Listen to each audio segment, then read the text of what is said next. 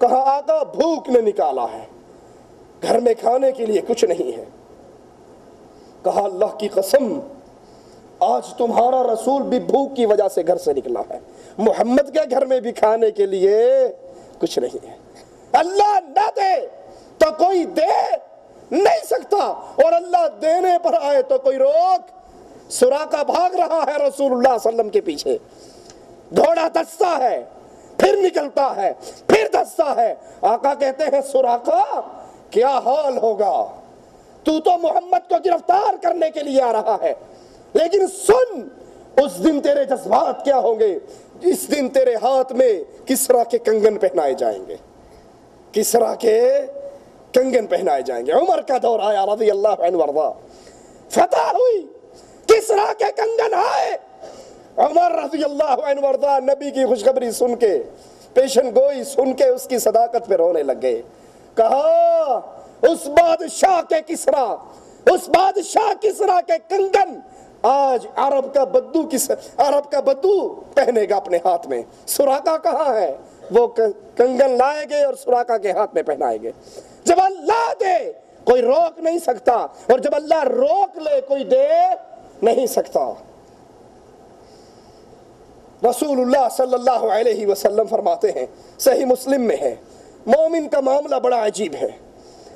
صبر، یہ دولت اگر مل جائے، دل کو سکون آ جائے تو کیا رزلٹ نکلتے ہیں سنیے پیارے حبیب علیہ الصلوۃ والسلام کے فرمان کو۔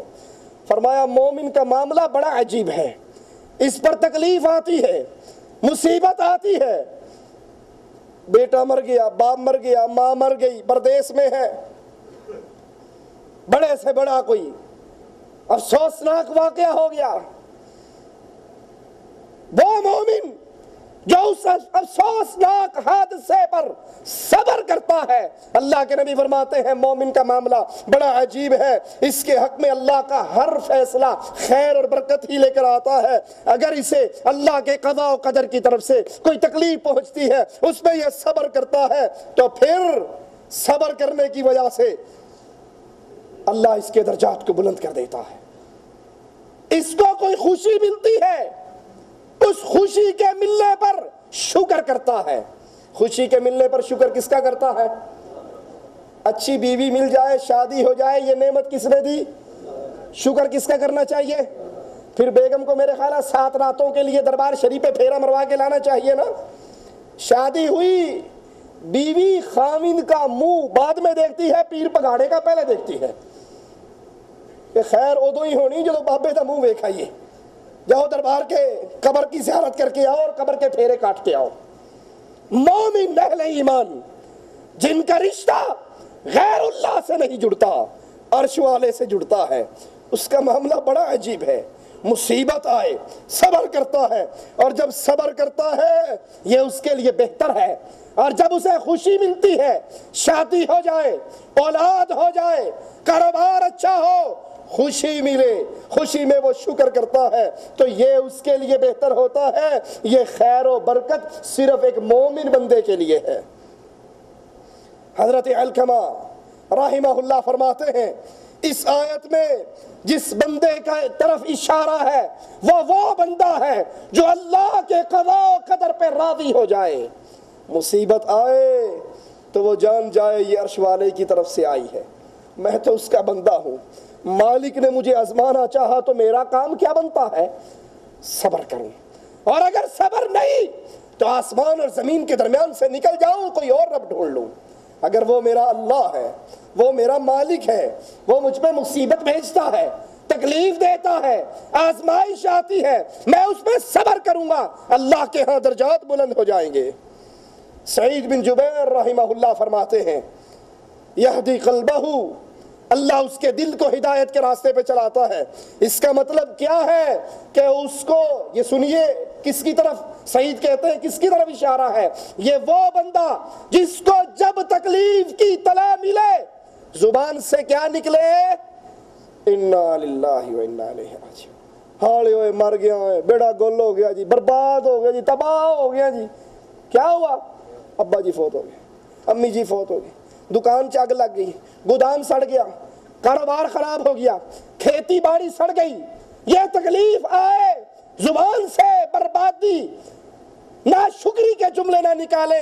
فرمایا سعید بن جبیر نے جو مصیبت کے وقت کہے انا للہ و انا الیہ راجعون، یہ وہ عظیم شخص ہے جس کے دل کو ہدایت عرش والا عطا فرما دیتا ہے۔ صحیح مسلم میں ہے، ابو ہریرہ رضی اللہ عنہ وارضاہ فرماتے ہیں لوگوں کے اندر دو چیزیں ایسی ہیں جو کفر ہیں۔ سنیے، توجہ کیجئے اللہ کے لیے اس حدیث کی طرف، اور اللہ سب سے پہلے کہنے والے کو توجہ کی توفیق عطا فرمائے۔ دو چیزیں لوگوں کے اندر ایسی ہیں جو کفر ہیں، اور وہ دو کون سی؟ نسب میں تان کرنا، حسب و نسب میں تانا زنی کرنا۔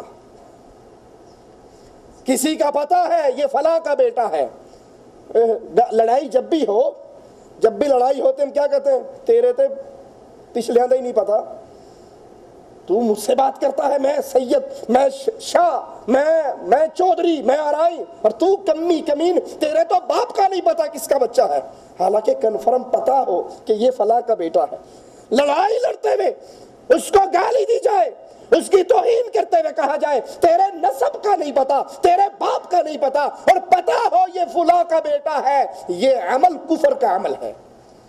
اور دوسرا، مرنے پر، میت پر نوحہ خوانی کرنا، چیخنا اور چلانا، منہ پیٹنا، سینہ کوبی کرنا، سر پہ کپڑا باندھ کے ہاتھ لمبے لمبے کر کے برسیے پڑھنا، رونا دھاڑے مار مار کے اور اوروں کو بھی رلانا، میت پہ نوحہ خوانی کرنا،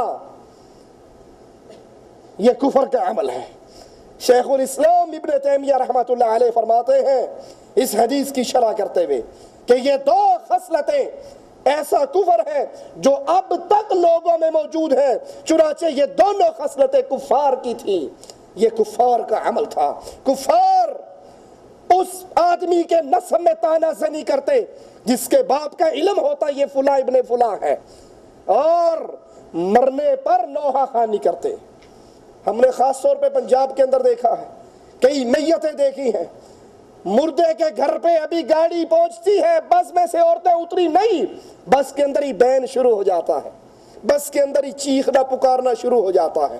یہ عمل کفر کا عمل ہے، لیکن اس کفر کے عمل سے یہ مراد نہیں کہ وہ بندہ ملت اسلامیہ سے خارج ہو کر کافر ہو گیا ہے، نہیں، اس کے اندر کفر کے عمل میں سے یہ عمل موجود۔ جیسے کسی کافر کے اندر کوئی مسلمانوں والا کام ہو، سچ بولنا کس کا کام ہے؟ اب اگر کوئی کافر بولے تو وہ سچ بولنے کی بنا پر مسلمانوں والا کوئی ایک کام اس کے اندر ہے۔ اسی طرح نسب میں طعنہ کرنا، میت پہ نوحہ خوانی کرنا، یہ کفر کے کاموں میں سے دو کام ہیں۔ اس کے کرنے والا اصلاً کافر نہیں جب تک وہ کفر بواہ کا ارتکاب نہ کر لے۔ یہ حدیث صبر کے واجب ہونے کی بہت بڑی دلیل کہ مسلمانوں پر واجب ہے، جب بے صبری کرنا حرام ہے، وعید ہے، کفر کا کام کہا گیا ہے، تو اس کا دوسرا مطلب کیا نکلا کہ مصیبت پہ صبر کرنا وہ ایمان ہے اور وہ واجب ہے۔ صحیح بخاری میں عبداللہ ابن مسعود رضی اللہ عنہما سے روایت ہے، رسول اللہ صلی اللہ علیہ وسلم نے فرمایا، سنیے ذرا غور سے سنیے، رخسار پیٹے کوئی انسان، جس نے رخسار پیٹے، جس نے اپنے دامن کو پھاڑا، جس نے جاہلیت کی پکار پکاری، وہ ہم میں سے، جاؤ ذرا محرم میں پیٹنے والوں کو رسول کی حدیث تو سناؤ، محرم میں سینہ کو بھی کرنے والوں کو سناؤ۔ مدینے کی سرکار نے کہا تھا، مدینے کے امام نے کہا تھا، امام الانبیاء نے کہا تھا، قائد اعظم محمد کریم نے کہا تھا، جو رخسار پیٹے وہ ہم میں سے، جو سینہ پیٹے وہ ہم میں سے نہیں، جو جاہلیت کی پکارے بلند کرے وہ ہم میں سے۔ کیسے مان لیا جائے کہ کربلا کے میدان میں زینب نے سینہ کو بھی کی تھی؟ کیسے مان لیا جائے کلثوم بنت حسین کربلا کے میدان میں زلفیں کھول کے خیموں سے باہر آ گئی تھی؟ یہ کہنے والا ظالم ہے، یہ کہنے والا آل رسول کا دشمن ہے، یہ کہنے والا اہل بیت کا دشمن ہے، وہ اہل بیت غیرت کے اس مقام پہ فائز سے۔ فاطمہ رضی اللہ تعالی عنہا اپنی سہیلی سے کہتی ہے، عربوں میں مرنے کے بعد لاش کو تختے پہ رکھ کے لے جایا جاتا ہے، اے میری سہیلی مجھے بڑی شرم آتی ہے کہ مرنے کے بعد میرے جسم، میرے کفن کی چادر پہ لوگوں کی نظر پڑے گی۔ وہ کہنے لگی میں نے ہجرت حبشہ کے موقع پر حبشہ کے لوگوں کے ایک طریقے کو دیکھا تھا، وہ مرنے والے کو تختے پر رکھ کے اس کے سائیڈوں پر بھی تختے لگا دیتے، میں تیرے لیے وہ نہ بنوا دوں؟ جن کی غیرت کا یہ عالم علی سے کہا، علی جنازہ رات کو اٹھے۔ کہا کیوں فاطمہ؟ کہا اس لیے کہ بنت رسول نہیں چاہتی اس کے کفن کی چادر پہ بھی کسی کی نظر پڑ جائے۔ اس کے بارے میں ذاکر بکواس کرتے ہوئے کہتا ہے کہ ام کلثوم بنت حسین نے، زینب نے، رقیہ نے کربلا کے میدان کے اندر سینہ کو بھی کی، زلفوں کو پھاڑا، چہرے کو پیٹا۔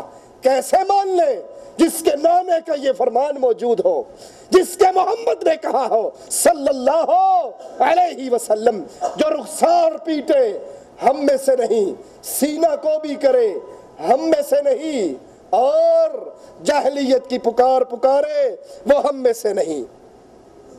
جاہلیت کی پکار، اس میں سے ایک پکار یہ بھی ہے کسی کی ذات پہ تعین کر رہا، اے مراسی نے جی، اے موچی نے، یہ کمی کمین، ہم چودھری، ہم خان، ہم آرائی، ہم سردار، ہم قوم کے وڈیرے، اور یہ موچی، کمار، تیلی، مسلی، ان کو ارے اللہ کے دربار میں